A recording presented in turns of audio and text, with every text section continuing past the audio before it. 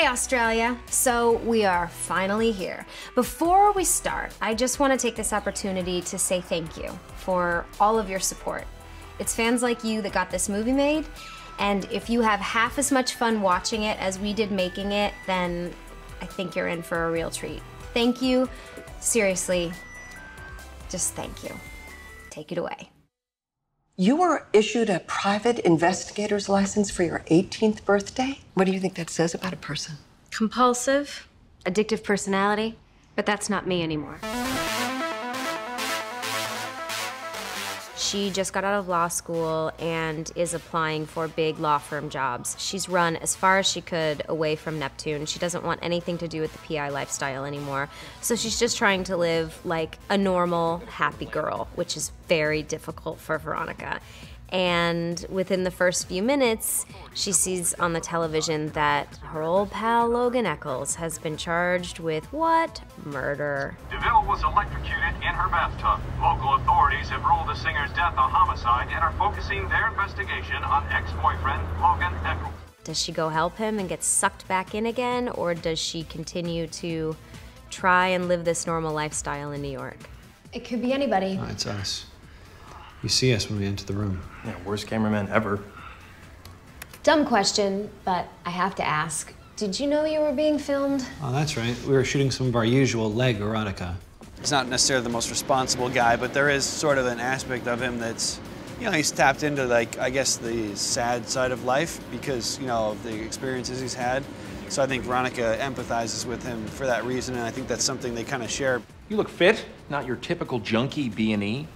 Veronica's friends with the Echolls kid. Of course she is. You must be very proud. You don't want to go down that path. And what path is that?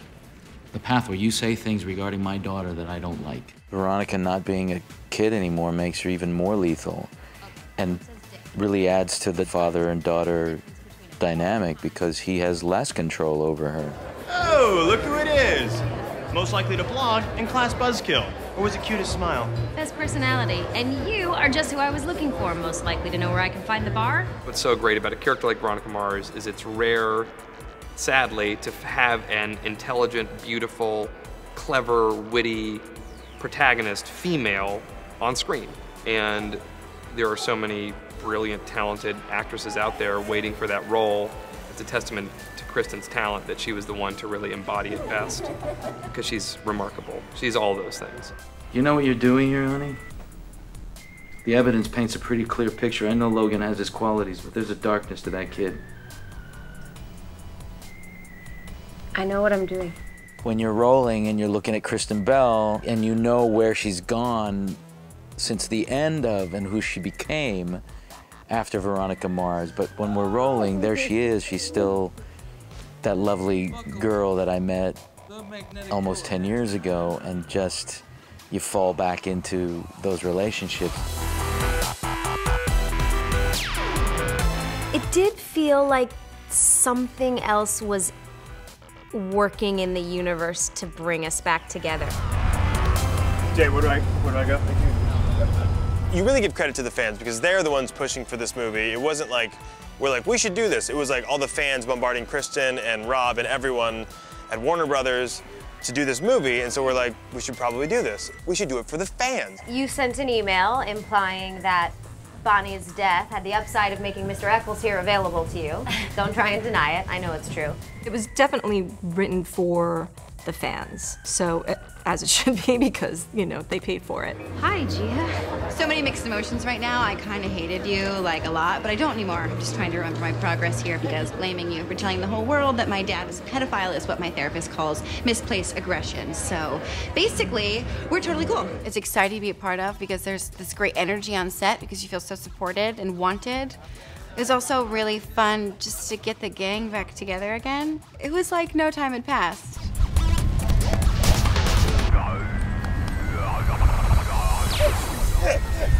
This doesn't feel like work. You're coming and you're hanging out with your friends. You're playing every day.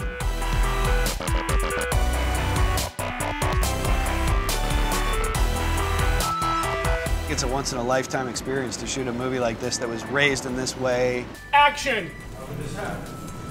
Never mind. Hey, Mr. C. You miss me yet? It's been 10 years of peace and quiet, Veronica. The great part about Rob Thomas is that he really knows how to take care of his characters, and he's an incredible writer. Hey, why don't you come in and enter and close the door? There's obviously no bigger Veronica Mars fan than Rob. I think he and the fans kind of want the same story to be told. He's really walked that line pretty masterfully. I tried to really make it Veronica Mars made simple. Veronica Mars was a teenage private eye, and we try to make that feel as realistic as possible. And if you know that, then you don't need to know much more. Veronica, this is the whole case file. How'd you get this? I'm sure you know breaking and entering is a felony? Come on, I knew the felonies before I knew the state capitals. Dark noir, mystery, Nancy Drew vibe to it. I know Logan has his qualities, but there's a darkness to that kid. It has that detective element, but it'll also have a lot of character stuff. It's really about a girl who was an outcast and made the best of her situation. It's watching the girl who keeps getting cut down and standing back up again. Veronica, whatever you're doing, please be careful.